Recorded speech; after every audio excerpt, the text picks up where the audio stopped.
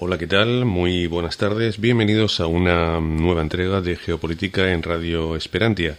Como siempre te damos la bienvenida, te enviamos el cordial saludo y por supuesto te agradecemos enormemente que nos estéis apoyando, bien con donaciones, bien con críticas, con ese interesante debate que se está generando a lo largo de las redes sociales sobre lo que ocurre en Oriente Medio, Siria, Irak y Yemen especialmente. Desde la realización y presentación recibe el cordial saludo de Fran J. Saavedra, que va a estar acompañándote los próximos minutos. Y sobre la hora, pues más o menos en Canarias, estaremos en torno a las 2:30 de la tarde, una hora más en el resto de Península, Baleares, Ceuta y Melilla, en España, lógicamente. Y esto te lo digo para que sepas que más o menos cerramos la actualización a una hora. Si ocurre algo después, pues no tenemos máquina del tiempo de momento, así que se quedará fuera. Todos los programas los puedes encontrar en el canal de vídeos de YouTube, en radioesperantia.com, no tiene pérdida. Si nos deseas seguir, simplemente a través de Twitter nos sigues a través de las cuentas @radioesperantia. No la sigo mucho, pero bueno, está allí. Y también la cuenta mía personal, donde sí que voy actualizando un montón con un montón de datos, que es @franj. En el canal, lógicamente, 2 y 3 en radioesperantia.com puedes escuchar la emisión, no solamente con programas de geopolítica, sino otro tipo de programas, y allí pues puedes seguirnos, radioesperantia.com, y los posts en esperantia.com, donde si te pones la etiqueta Kurdistán podrás acceder a todas las actualizaciones que hemos ido haciendo pues desde prácticamente que comenzó el conflicto. Y sin perder un instante, comenzamos, y lo hacemos con la recomendación. He tardado bastante más en actualizar los frentes de Siria, Irak, Yemen y Libia, porque es que yo no tengo tiempo, tengo que estar trabajando, y esto pues me supone muchísimo esfuerzo y además no hay ninguna compensación.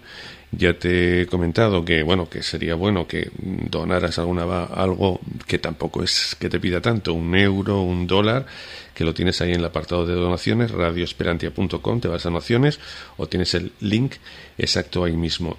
Y PayPal, pues la página habitual, radio@esperantia.com, nos donas ahí lo que quieras y eso nos motivará para seguir haciendo estas actualizaciones. No es que no queramos hacerla, es que no tenemos tiempo, porque tenemos que dedicarlo a lo que sí nos genera ingresos, y esto, como no nos genera ningún ingreso, aunque me gusta un montón, pues tengo que seguirlo un poco desde la distancia, porque esto me ocupa muchísimo tiempo, es un esfuerzo inmenso corroborar todas las noticias, verificarlas, analizar los frentes, etcétera, etcétera. Y por lo que sea, pues da la impresión de que pues hay mucha gente que no le importa, le da igual, y si no lo hago, pues da lo mismo. Pues nada, yo me gustaría hacerlo con mucha más frecuencia, pero sin donaciones es imposible. Así que si quieres compensarnos todo este esfuerzo, pues te vas ahí a radioesperantia.com, tienes el botón de donaciones, o con PayPal mandándonos pues lo que necesites, lo que puedas, radio@esperantia.com, que lo agradecemos enormemente todo. Pues nada, nos vamos ya con las actualizaciones que tenemos pendientes, y como hemos estado una temporadita sin hacerlas, pues hay un montón de datos que analizar. Básicamente los dos principales sería Raqqa, que ha sido ya totalmente liberado hace ya pues 2-3 semanas, y también Deir ez-Zor, la ciudad, está completamente ya liberada, y ahora iremos pormenorizando por frentes, que se está poniendo muy muy interesante. Según el acuerdo entre Rusia, Irán y Turquía, el frente de Idlib, o sea, prácticamente toda la provincia completa, se ha dividido en tres zonas. Una zona que en teoría tendría que invadirla o liberarla Turquía, que sería la zona esta, la zona noroeste, la zona central, que la ocuparían los rusos, y la zona sureste sería pues tarea del ejército sirio.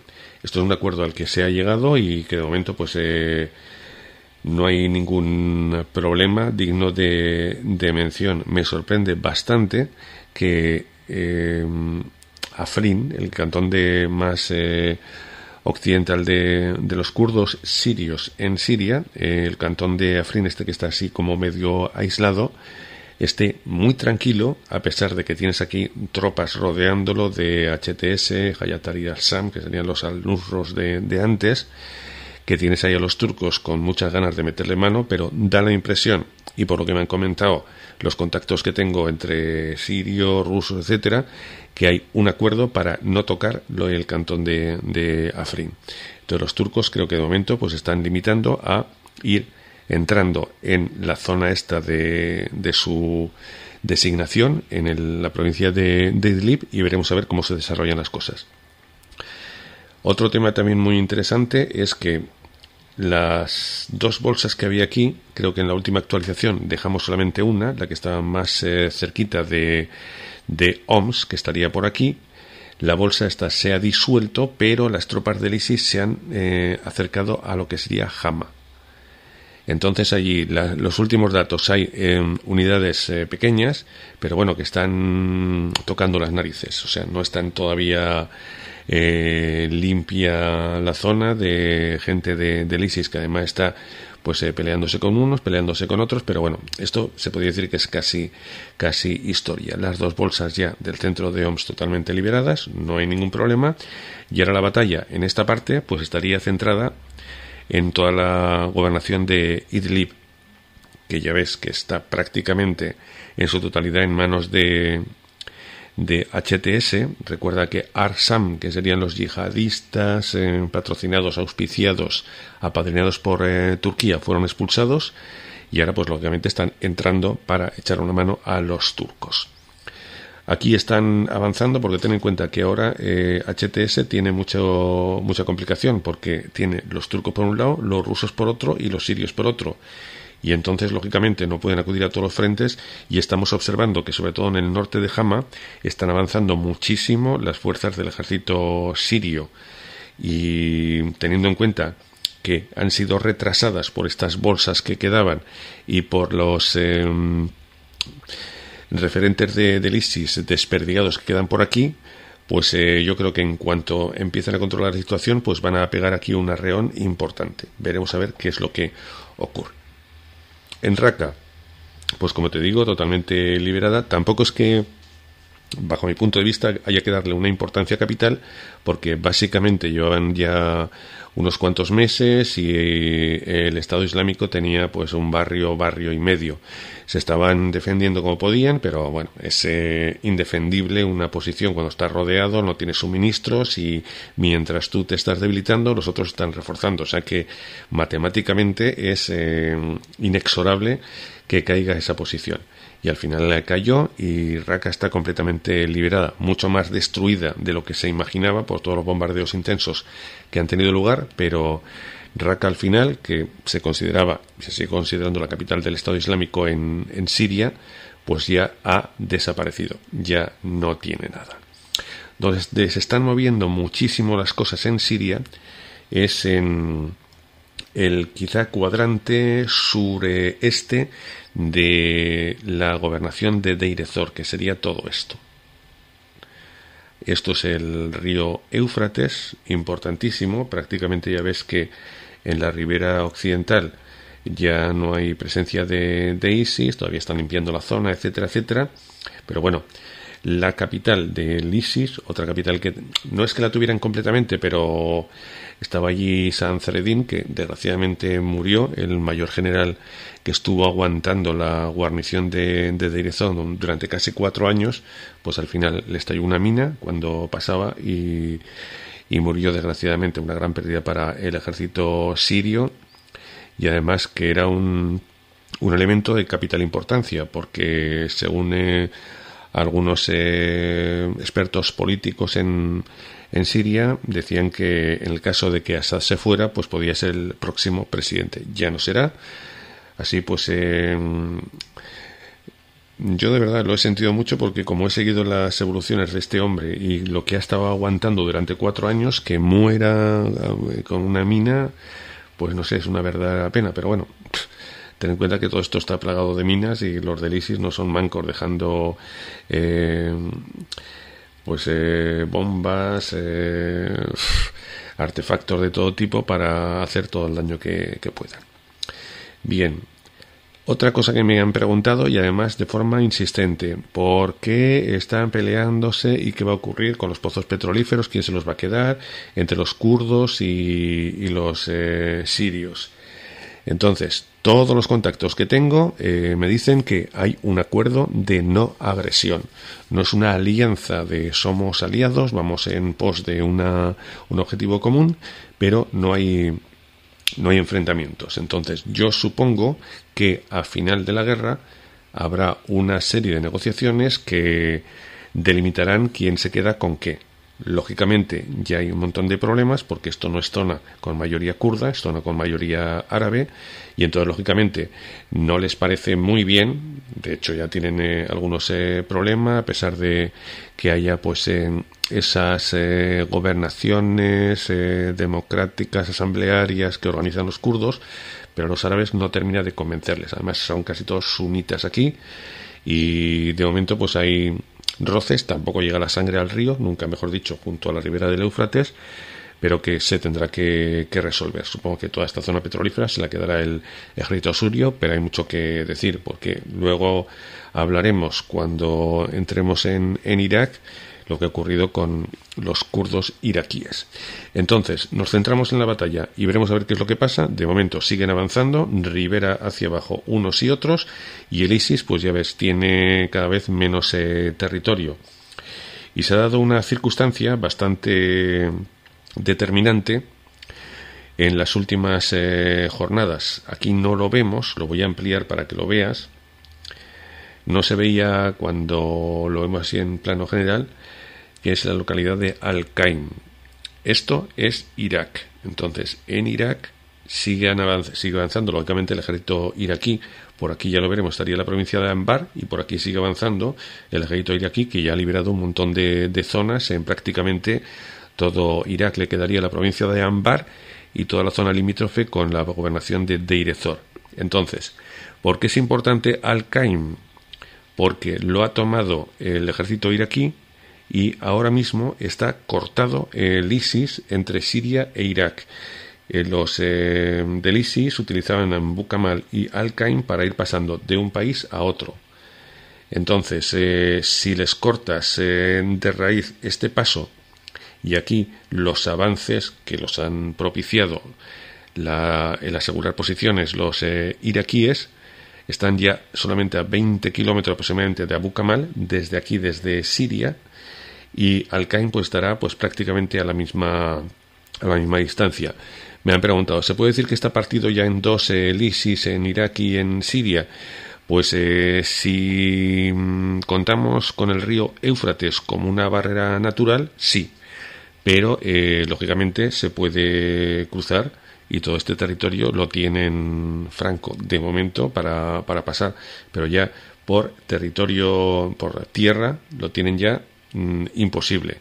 Pueden lanzar incursiones a uno y otro lado pues con lanchas, pero lógicamente, teniendo la aviación por encima y teniendo la artillería tan cerca, pues lo tienen bastante complicado.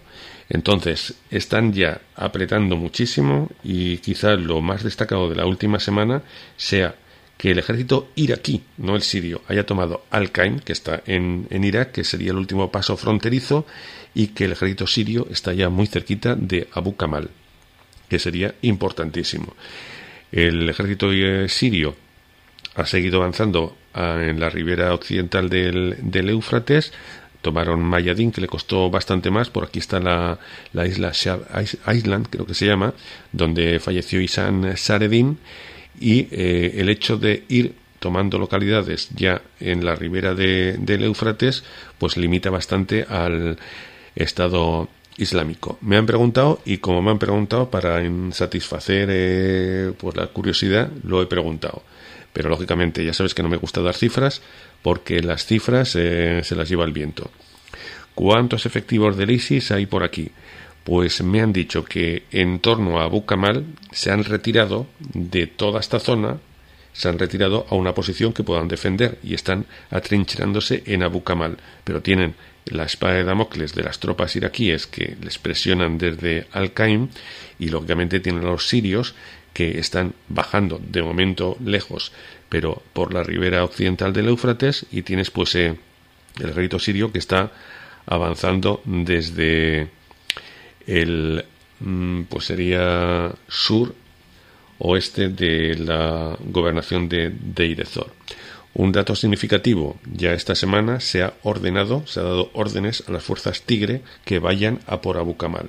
Entonces es de suponer que esto es de capital importancia, porque ya una vez que cierres esto, les quedaría un cuadrante mínimo.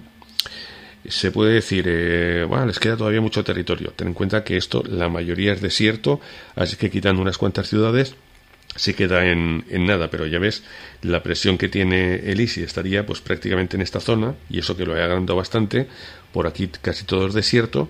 Esta sería la provincia de Anbar, que lo tendríamos por aquí, y lógicamente pues el ISIS cada día lo tiene más complicado. Sobre tropas, 4.000, entre 4.000 y 6.000. Las fuentes no se ponen de acuerdo, pero échale eso, entre 4.000 y 6.000 que estarían atrincherándose en Abu Kamal. Eso sí, tienen muy buenas armas, están muy bien habituallados, o sea que si quieren echar el resto lo van a echar y les va a costar bastante, aunque por contra tienen la aviación y la artillería, y por si faltara poco, las fuerzas Tigre, que están ya a punto de llegar y van a ser las que lancen la ofensiva final. Una vez que se pierda Abu Kamal, pues fíjate el planteamiento que tiene el ISIS. Supongo que ya lo rodearán y simplemente pues limpiar la gran bolsa que les quedará por aquí. Ya supongo que empezarán a avanzar en la ribera oriental del Éufrates para intentar recuperar toda esta zona petrolífera, aunque yo no estoy muy preocupado si esta zona lo ocupan las SDF. Habrá problemas, habrá discusiones, habrá encontronazos, pero lógicamente la legalidad internacional le da la razón al gobierno sirio, y no creo que los americanos, saudíes, etcétera, pues quieran entorpecer el que se llegue a un acuerdo. Entonces tampoco es muy preocupante, porque siguen avanzando y no hay mucho problema. Recuerda que en la última actualización daba la impresión de que era una carrera hacia las zonas petrolíferas. Yo creo que tampoco es para tanto, y que al final, pues tras un acuerdo, pues esto pasará a manos del gobierno sirio, como debería ser. ¿Por qué? Porque sobre todo lo que está ocupando ahora mismo las tropas de las SDF, los kurdos, ya es mayoría árabe, y además árabe suní. Bien, pues dicho esto, nos quedaría contarte 2 o 3 datos que me lo preguntan habitualmente y tal, y cuando en algún medio me llaman por ejemplo para que comente la toma de alguna ciudad, siempre me preguntan, bueno, ¿y qué queda ahora mismo del ISIS? Bien, lo voy a poner en grande para que veas lo que le queda al ISIS. Al ISIS le quedaría el cuadrante este de Deir ez-Zor, lo pongo así en grande, bueno, en pequeño para que lo veas. El cuadrante este de Deir ez-Zor sería esto. Esto ya sería Irak, y lo que quedaría en la ribera oriental del Éufrates. Bien, también tendrían la cuña que hay junto a los altos del Golán, que sería la cuña esta. A ver si se quiere cargar, porque ya sabes que los mapas me hacen siempre una mala pasada. Tienen una cuña que está junto a los altos del Golán, y pues lógicamente es esta cuña. Por aquí, esto que está con un colorcito así como azul, sería como la zona controlada por la ONU, que ya no lo controla porque prácticamente están ahí los israelíes. La cuña estaría aquí, que la mantiene el ISIS. También mantendría al sur de Damasco, mantendría un 20% del campo de refugiados de Yarmouk. También lo que pueda quedar, que aquí pues no hay no hay no hay acuerdo entre lo que puede quedar y lo que no puede, pero son tropas muy desperdigadas las que huyeron, unidades aisladas, las que huyeron del ISIS de estas dos bolsas y que se fueron a Hama, Homs. Y eso es lo que le quedaría al ISIS, no le quedaría más. Ciudades importantes no tienen ninguna más, y esto lo que controla es prácticamente desierto, quitando pues Abu Kamal, que quizás será la localidad más importante que le quede, y tampoco es que sea demasiado grande, en Siria, pues ya prácticamente están contando las horas en tiempo de descuento. Y vamos con lo que le queda a los otros yihadistas, los de HTS, Hayat Tahrir al-Sham, que se llama ahora, los que eran al-Nusra, que después tenía un montón de bandas, etcétera. Sobre esta zona, aunque es desértica, hay aquí un par de enclaves, guarniciones, bases americanas, pero es evidente que de aquí van a tener que salir. O sea, esto yo no lo contaría. Además, es la mayoría desierto y muchas de las tropas se han marchado ya a Jordania. De las tropas, digamos, yihadistas. Aquí pues habría contingentes y de momento están allí. Ha habido peticiones para que se marchen los americanos, pero de momento no se marchan. Supongo que estarán esperando a ver cómo termina la cosa para en las negociaciones pues tener algunas en la manga. Les quedaría también pues todo Idlib, como ves, Latakia, pues prácticamente la zona norte, aquí en Latakia, tampoco es que le quede mucho, pero están haciendo bastante daño. Homs le quedaría la bolsa esta que tenían en la zona de entre Hama y Homs, y poquito más. El resto pues son unidades ya bastante desperdigadas, bolsas muy chiquititas, y quizá de lo que les quede, quitando Idlib y quitando Dara, que todavía mantienen bastante terreno, pues me preocupa porque sigue sin haber un cambio significativo en la bolsa de Ghouta, que estaría en el este de Ghouta. Ahora vamos a ver que no me veo. Esto está por aquí. En Damasco, pues al noreste estaría la gran bolsa de Ghouta. De momento se están debilitando bastante, pero tampoco es que esté avanzando mucho el ejército sirio, que como los tienen ahí embolsados, pues les da prácticamente igual. Prácticamente ya toda la frontera con el Líbano la tienen controlada, el ejército sirio, también toda la frontera con Jordania, quitando los puntos de las bases de los americanos, etcétera, etcétera, pero yihadistas ya no hay. Y todas estas bolsas chiquititas que han ido cerrando les propicia destinar muchísimas más tropas a otros frentes donde sí hay bolsas. En Homs tienes aquí una gran bolsa, y esto va por días. Unos días pues están tranquilos, otros días no están tranquilos, pero bueno, una bolsa que al final pues o se rendirán, o caerá, o llegarán a algún acuerdo o algo. Así que las zonas calientes, de momento, si no se mueve el frente de Dara, pues serán Idlib, que tanto rusos como sirios como turcos pues intentarán limpiarla, el cuadrante este de Abu Kamal, y veremos a ver si hay novedades. No creo que haya tampoco muchas, porque seguramente durante toda estos próximos días estará todo centrado en Abu Kamal y el cuadrante suroriental de Deir ez-Zor e Idlib, pues a ver si ocurre algo bien en Homs o bien en Damasco. Veremos a ver qué es lo que ocurre. Y poquito más de Siria. Hay temas muy interesantes, pero últimamente se han movido los frentes relativamente poco, porque una vez que empezó la batalla de Deir ez-Zor, que empezaron a cruzar el río, unos y otros, bien los kurdos con la SDF, bien los sirios, ha ido todavía todo como a cámara lenta. Ahora da la impresión de que empieza a debilitarse con intensidad el Estado Islámico, y empieza a verse pues avances. Veremos a ver qué es lo que ocurre. Y nos vamos a Irak. En Irak, pues lo que te digo, prácticamente está el avance en la ofensiva hacia Al-Qaim, que lo vemos aquí.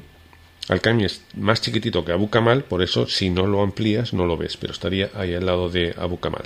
Entonces esto ya sería Irak, y han tomado Al-Qaim. Es importantísimo, no porque la ciudad sea una pasada de grande o sea estratégica, es que les corta el paso por tierra a los yihadistas del ISIS, que ya tienen ahí como una barrera natural, que es el río Éufrates, y tienen que buscarse la vida ahora para pasar de un sitio a otro, tienen que pasar por narices por el río Éufrates. Por tierra ya no pueden pasar, y ya no te digo si pierden Abu Kamal, que lo tienen bastante complicado. Ya todo esto, aviación, artillería, etcétera, etcétera, lo tienen bastante complicado.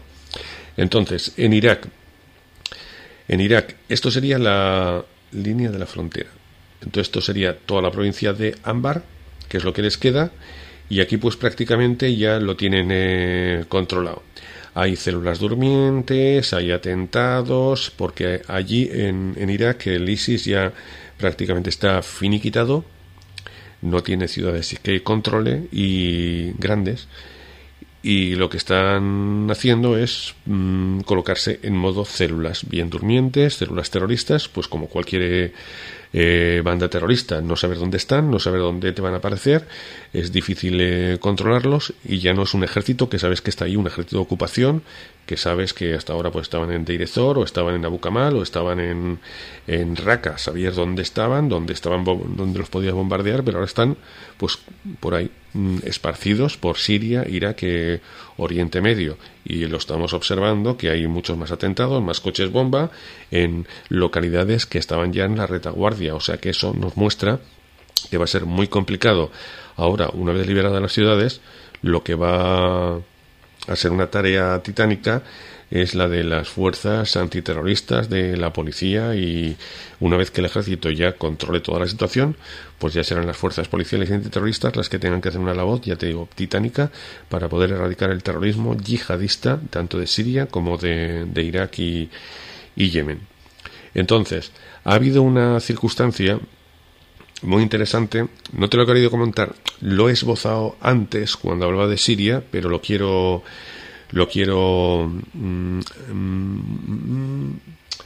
comentar con mayor extensión ahora que hablamos de Irak, para no repetirme mucho. En Irak, en Kirkuk, ya sabes que a principios creo que fue en octubre, si mal no recuerdo, hubo un referéndum de autodeterminación del Kurdistán iraquí. Este referéndum, lógicamente, no lo veía con buenos ojos el gobierno iraquí, los iraquíes, y al final pues se celebró, como te puedes imaginar, mayoría absoluta, bueno, independencia y tal, pero aquí la zona más calentita era la zona de Kirkuk. En Kirkuk ahí está la zona petrolífera más importante de Irak, donde están los yacimientos. Entonces, esto lo controlan mayoritariamente los kurdos. Aquí los kurdos, los soldados kurdos, los combatientes kurdos son los Peshmerga de Irak. Entonces, hubo peticiones para que lo devolvieran, los kurdos dijeron que no, que sí, que sí no, la casa sin barrer.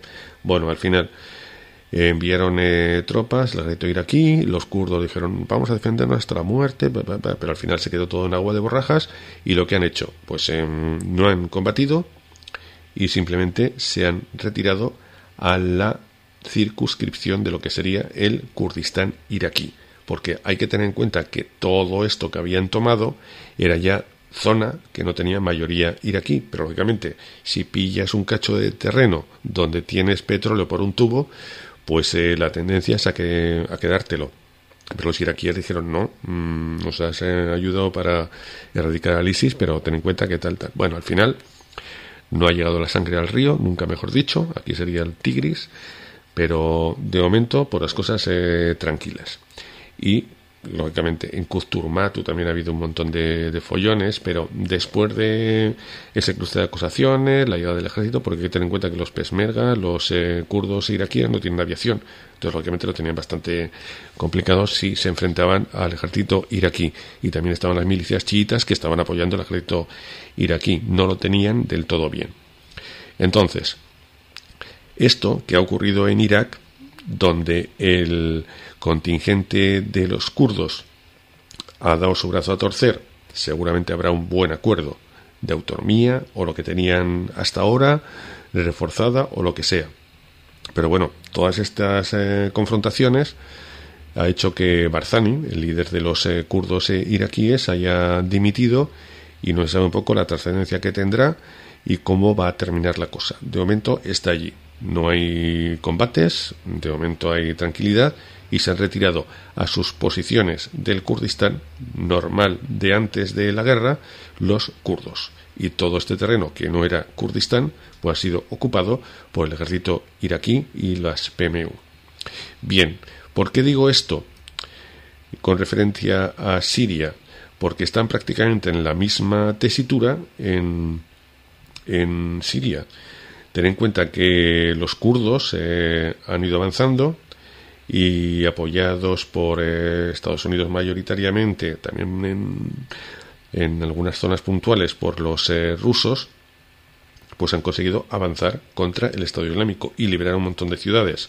Lógicamente lo que hacían en ciudades con mayoría kurda era pues dejar una administración mayoritariamente kurda, aunque estaba dentro de la democracia asamblearia que usan los kurdos sirios y que está funcionando bastante bien por lo que estamos observando. Y bueno, de lo que ya te hablamos hace tiempo, cuando hablamos con el amigo José Luis, que es un experto y además de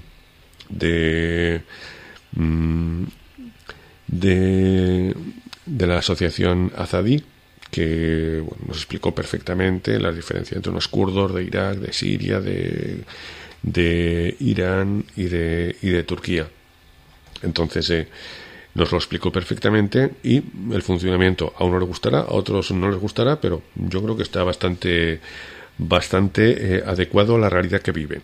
No sé si con el paso del tiempo pues esta realidad pues cambiará, pero de momento zonas recién liberadas que sean administradas por una comunidad que represente a casi todos y sea pues más o menos asamblearia, pues no está del todo mal. Veremos a ver cómo se plantea el futuro. Entonces, lo dicho, todas las zonas que están ahora, ya no te digo al sur de Hasaka, sino ya dentro de la gobernación de Deir ez-Zor, esto es mayoría suní, árabe, lógicamente, no hay muchos kurdos, y pues en cuanto termine la guerra, pues los árabes dirán que no quieren ser gobernados ni administrados por los kurdos, nada de democracia asamblearia ni nada, que quieren seguir siendo gobernados por sus tribus ancestrales. Vale, perfecto.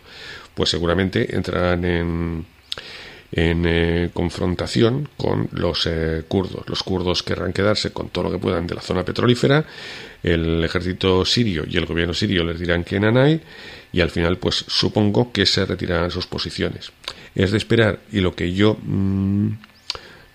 vaticino que ocurrirá, habrá muchas discusiones, a lo mejor ahí se calientan las cosas, pero al final habrá una autonomía kurda. Es mi deseo, aunque creo que es lo que va a ocurrir. Una autonomía kurda que lo aceptarán los kurdos, también el gobierno sirio, y todos están contentos, porque de no ser así, pues cuando termine la guerra contra los yihadistas de Al-Nusra y del Estado Islámico, comenzaría una guerra entre kurdos y gobierno sirio. Entonces, salir de una guerra para meterte en otra como que no es un planteamiento muy aceptable, así que quizá yo creo que será el acuerdo al que lleguen, pero de momento, como te he dicho antes, siguen avanzando hacia las zonas petrolíferas, los kurdos y las SDF, y también los sirios. No hay encontronazos, cada uno va por su lado, y de momento pues lo llevan bien. Y todo lo que sea acabar con el ISIS, pues mira, es algo que se va ganando. Después, una vez que se termine con el ISIS, llegará el momento de la negociación, de sentarse en la mesa y de ver qué es lo que quiere cada uno, pero yo creo que después de terminar una guerra, pues nadie se plantea el empezar otra. Y básicamente, pues lo que te quería contar de Irak. Está muy interesante la situación. Y como ves, el territorio que le queda al ISIS, quitando la provincia de Anbar y el cuadrante de Al-Bukamal, pues poquito. O sea que están ya prácticamente, o se entregan, bueno, ya es inexorable, es una cuenta atrás el tiempo de descuento, pero que todavía quedará bastante. Me preguntan, bueno, ¿y qué tiempo? Pues mira, yo le echo 2 años, y si añades pues las células terroristas que surgirán, que se empiecen a desperdigar todo eso, pues todavía mucho más. Pacificar totalmente Irak y Siria tardará muchísimo, y luego con todos los problemas que surjan con las divisiones étnicas, divisiones religiosas que surgirán después de la guerra, con todas estas ansias de venganza entre los sunitas que apoyaron al ISIS, los sunitas que están en contra de los chiitas que ocuparon ciudades, etcétera, etcétera. O sea, un desbarajuste total. Pero bueno, lo dejamos ahí. En la próxima actualización yo creo que ya podremos, si están en marcha las tropas Tigre, yo creo que en cuestión de semanas podremos dar por finiquitada la gobernación de Deir ez-Zor, con Abu Kamal incluida. En Yemen, ¿qué ha ocurrido? Pues en Yemen prácticamente tenemos el mismo dibujo que dejamos ya hace un tiempo. No hay mucha diferencia, prácticamente sigue todo al mismo ritmo, los frentes no se mueven, y esto es importante comentarlo porque estamos observando que hay mucho bombardeo, sobre todo mucho lanzamiento de misiles por parte de los Houthis, pero básicamente los frentes en el terreno no se mueven ni un ápice. Entonces, ¿qué ha ocurrido? Quitando los frentes que siguen estáticos, pues ha habido un lanzamiento de misiles balísticos que han alcanzado Riyadh. Han alcanzado las inmediaciones de Riyadh, aunque han sido repelidos, han sido destruidos antes de que tocaran suelo por los misiles Patriot que tienen de defensa los saudíes. A todo esto siguen bombardeando sin piedad y sin cortarse un pelo, infraestructuras, población civil, un verdadero desastre. Ves imágenes y fotografías y dice, pero ¿cómo se llega hasta este punto? Y además lo más sangrante, que la comunidad internacional está haciendo oídos sordos. Y dirás, ¿y por qué? Pues porque le venden las armas con las que utilizan pues esa, se podría decir genocidio, pero bueno, esos ataques, pues armas que les compran los occidentales. Entonces no van a decir los occidentales, mira, no sigas atacando con mis armas porque lógicamente están ganando pasta. La hipocresía típica de Occidente al que nos tiene acostumbrado todos los países. Al margen de esto, ha habido una semana calentita porque hay una guerra de sucesión en Arabia Saudí. Y entonces dentro de esta guerra de sucesión ha habido detenciones de decenas de príncipes y altos cargos contrarios a el heredero al trono. Entonces ahora mismo se está viendo, o se está creando, mejor dicho, un caldo de cultivo preocupante, porque desestabilizar Arabia Saudí puede ser ya la hecatombe en una zona que ya está de por sí bastante calentita y desestabilizada. Este helicóptero que ves es uno de los príncipes que murió con prácticamente una decena de altos cargos. Era el gobernador, era uno de los príncipes de herederos, pero bueno, hay un montón de príncipes, ¿no? Dice, el príncipe heredero, pues sí, era uno de los príncipes herederos, pero a lo mejor de los 50 príncipes herederos, o sea que tampoco es que digas, no, el príncipe heredero, pues sí y no, o sea que hay que hablar con propiedad. Y aquí pues pueden darse dos circunstancias, o que ha sido abatido este helicóptero por las tropas de yemeníes, los Houthis, o que pueda ser un trabajo desde dentro, que para quitarse rivales pues se hayan eliminado a este contrincante, aunque bueno, en la línea de sucesión yo no sé qué puesto tendría, pero bueno, ahí estaba, era uno de los príncipes herederos, de los muchísimos que hay. Entonces aquí se dan unas circunstancias bastante delicadas, porque recuerdas que Qatar estaba ahí en el ojo del huracán, pues sigue estando en el ojo del huracán. Arabia Saudí sigue arremetiendo contra Qatar, diciendo que es favorable a Irán. Irán está creando el eje chiita entre Irán, Irak, Siria y Líbano, que está complicando bastante las cosas, sobre todo a Israel, y Estados Unidos, que es su aliado, y lógicamente Arabia Saudí, que en la zona son sus aliados. Me han preguntado, ¿por qué no te mojas con Israel? Es que mojarse por unos y por otros no merece la pena, y cada vez más intento ver las cosas desde fuera, desde la perspectiva, y ver que no todos son malos, no todos son buenos, quitando a los terroristas, evidentemente. Pero, por ejemplo, ¿por qué Israel le interesa que haya conflicto en Siria? ¿Por qué no quiere tener un país árabe chiita cerca de sus fronteras para evitar que Hezbollah, Irán, pues les ataque bien con misiles o bien por tierra? Los Altos del Golán, ¿por qué, a pesar de el montón de recomendaciones de la ONU, no los entrega? Pues porque ya desde la guerra de los 6 días, que fue cuando los recuperaron y no los han devuelto, aunque hay una franja, lo que estábamos viendo allí, que está ocupada, entrecomillada, por la ONU, que aunque pues prácticamente nada, que están como en medio, la zona esa del color azul. ¿Y por qué no se marchan los israelíes? Pues no se marchan porque cuando dejaron en manos de los sirios, se encontraban con un gravísimo problema. Desde los Altos del Golán pueden bombardear perfectamente toda la costa israelí, prácticamente hasta Haifa y tiros de Líbano, pero hasta Tel Aviv. Pues fíjate, tienes aquí los Altos del Golán, pues ya con la potencia que tiene la artillería, y aquí pues todas estas granjas estaban continuamente pues bombardeándolas, y los granjeros estaban ya hasta las narices. Entonces ya ocuparon los Altos del Golán y no se han movido de allí, porque saben que si los pierden, esto será ocupado por la artillería siria y empezará a darles caña. Bien, ¿eso lo hacen porque son malos? No, lo hacen para defender ese territorio.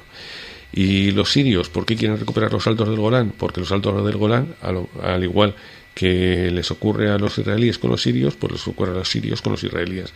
Es una zona estratégica de primer nivel, y podría ser muy, muy preocupante el hecho de que pues los israelíes desde aquí pues empiecen a atacarles, que tendrían pues prácticamente ya con la potencia de la artillería que hay, pues no sé si sería muy exagerado decir que tienen allí ya tiro a Damasco, pero yo creo que sí.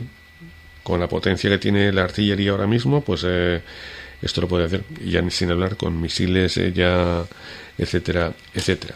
Entonces, cada país tiene su razón de ser. Líbano, Siria, Irak e Irán han creado el eje chiita, y el eje chiita le ha declarado la muerte a Israel. Israel pues dice, pues mira, vamos a defendernos.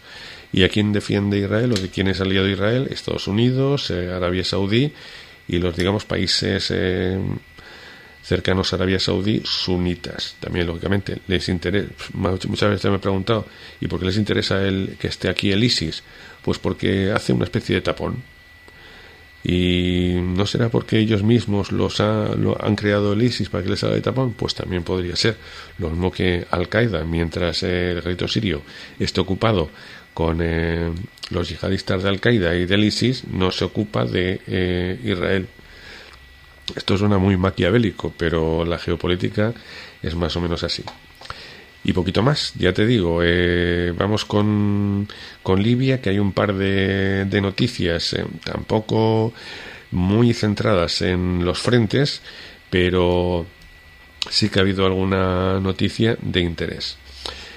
La primera, que ya los guardacostas libios empiezan a hacerse con el control de la costa. ¿Esto en qué se traduce?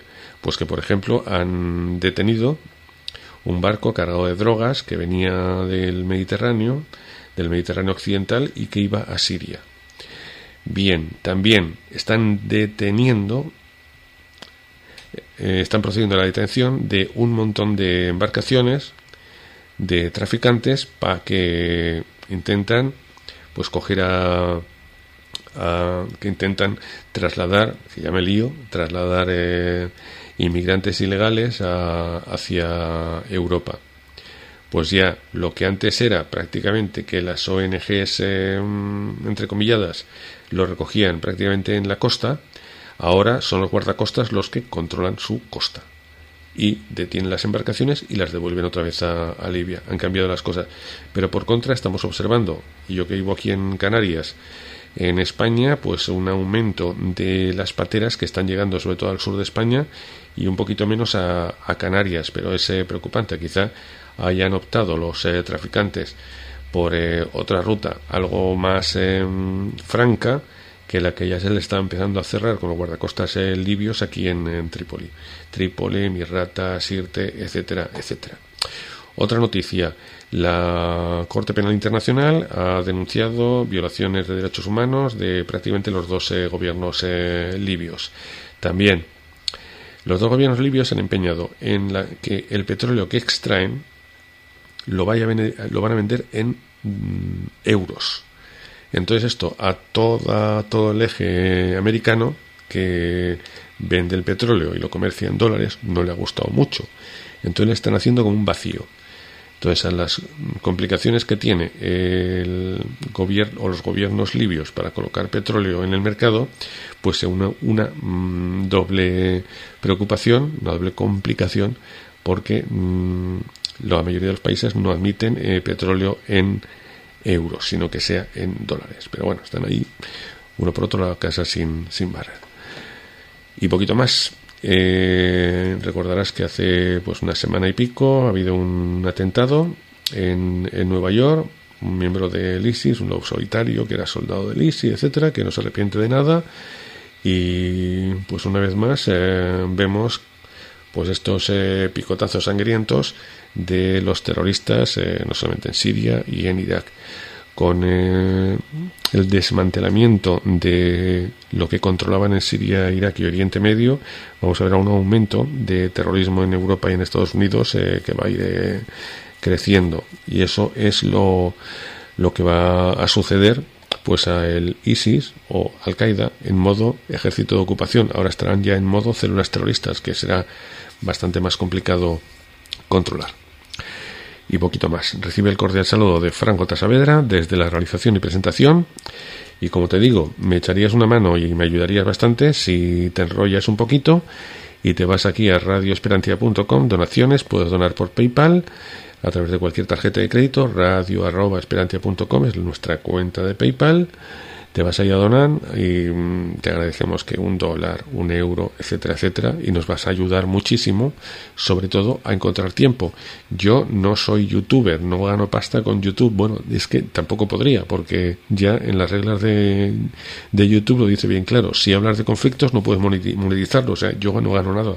Entonces, si quieres echarme una mano y recompensar este esfuerzo, pues me ayudarás a encontrar tiempo para poder seguir con las actualizaciones. Te lo agradezco de todo corazón.